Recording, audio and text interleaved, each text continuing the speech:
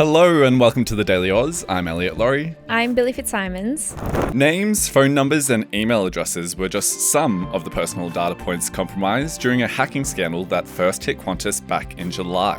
Fast forward to this week and things have escalated, with the hackers behind the attack leaking that data on the dark web.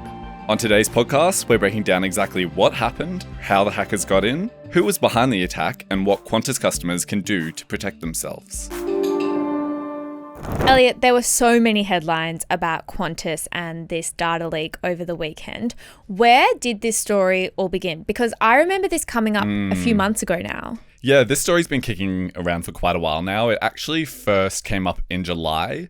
That was when we first heard from Qantas that they had detected a breach at one of their third-party call centres, and they were working to contain that breach.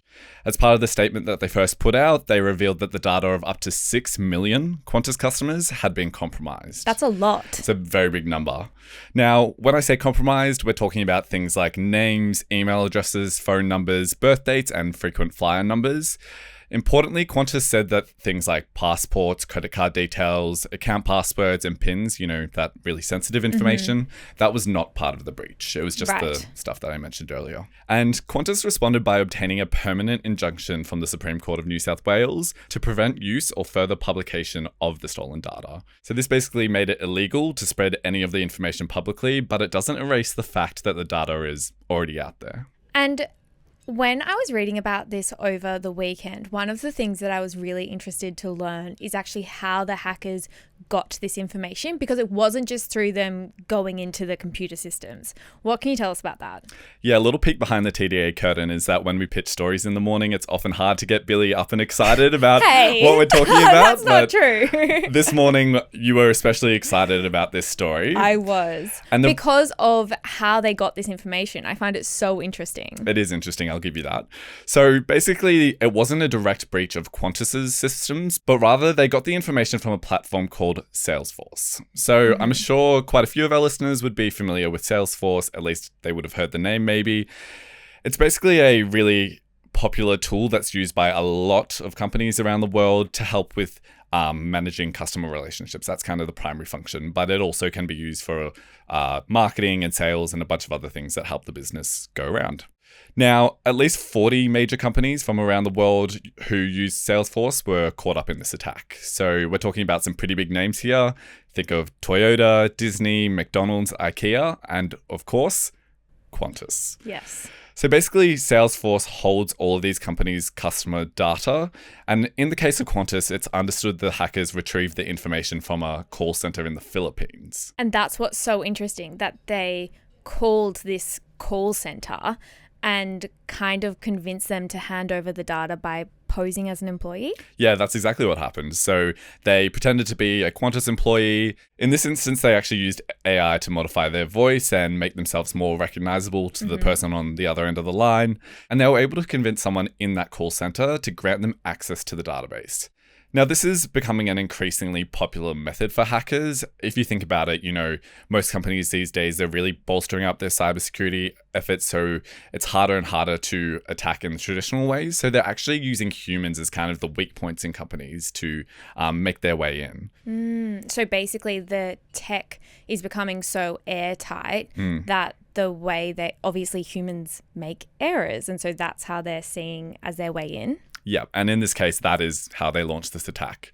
So essentially, they were able to speak to someone who had the right access for Salesforce, and they were able to convince them to install a fake integration with Salesforce that basically was a key for the hackers to access the data that was stored on Salesforce at the time. Okay, so that was back in July. Tell us why we're talking about it today. So last week, we were actually made aware of a post on the hackers' website that contained a sample of the data that they'd stolen from those 40 companies around the world. Kind of like a teaser. A teaser, exactly. A very dark-sided teaser.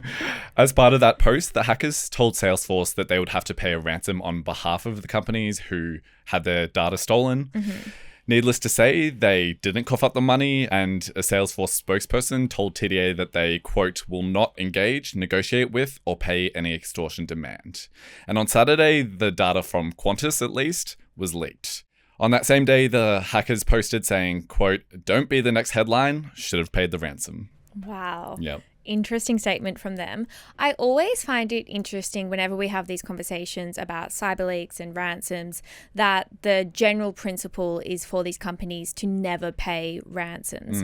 What is the kind of logic behind that?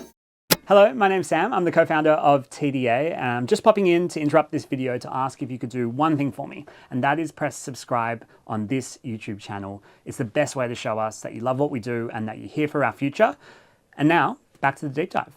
Yeah, I think it is an interesting one because you'd sort of see all these headlines and think, why didn't they just pay it? It would be so much easier. But paying ransoms is generally discouraged by cybersecurity experts. And that's because while it might make a problem in the moment go away, so maybe this data wouldn't have got leaked, at the end of the day, you're still paying cyber criminals. So you're effectively financing the next hack. Yeah. You're paying for them to have more resources and more capabilities.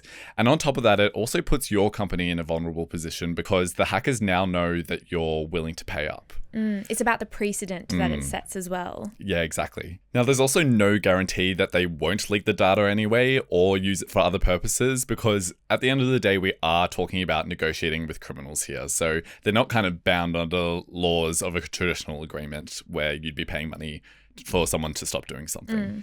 Now, there are some small situations where a company might choose to pay a ransom, and that's often when hackers have extremely sensitive information and, they're willing to do basically whatever to make sure that the threat is contained. And what do we know about the hackers in this case?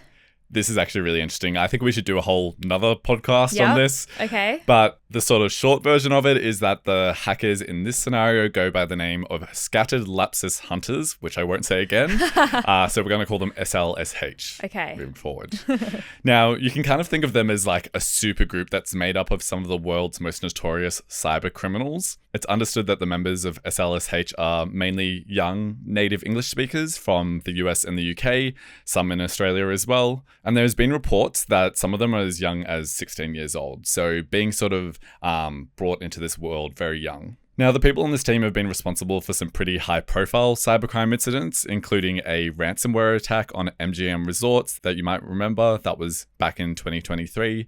And that attack cost the company $100 million just to get the computer systems back online. Wow. Now, one thing that we've kind of brushed over in this conversation is that even though we are focusing on Qantas, this is affecting, at least 40 global companies. Qantas was just the biggest Australian one, which is why we're talking about it today. It affects the people listening to this podcast.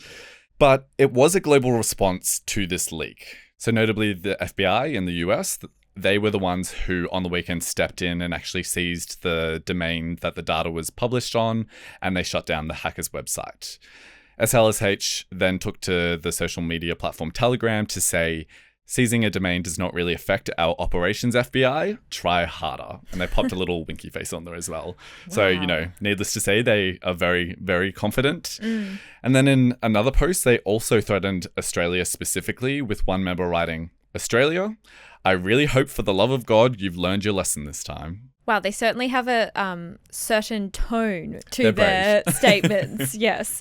Now, I'm sure there are a few people listening who probably did receive an email from Qantas saying that their data was part of this breach. For anyone who was affected, what should they do now? Yeah, so the number one piece of advice is to just stay on high alert. Qantas has offered a specialist identity protection service in the meantime, so affected customers can call their 24/7 helpline on 1-800-971-541. But on top of that, you probably shouldn't be taking any calls from Qantas because it's very likely that that call could be coming from the hackers themselves. And because they have your details now, it's far easier for them to impersonate someone who works for Qantas or who knows you well because they have those details and they can kind of put together a bit of a profile on you.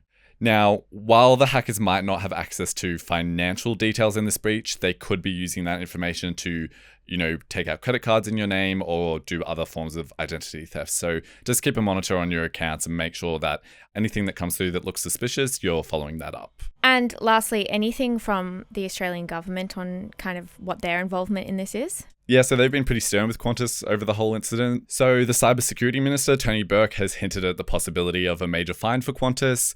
He told the ABC yesterday, quote, "You can't simply outsource to other companies and think suddenly you've got no obligations on cybersecurity."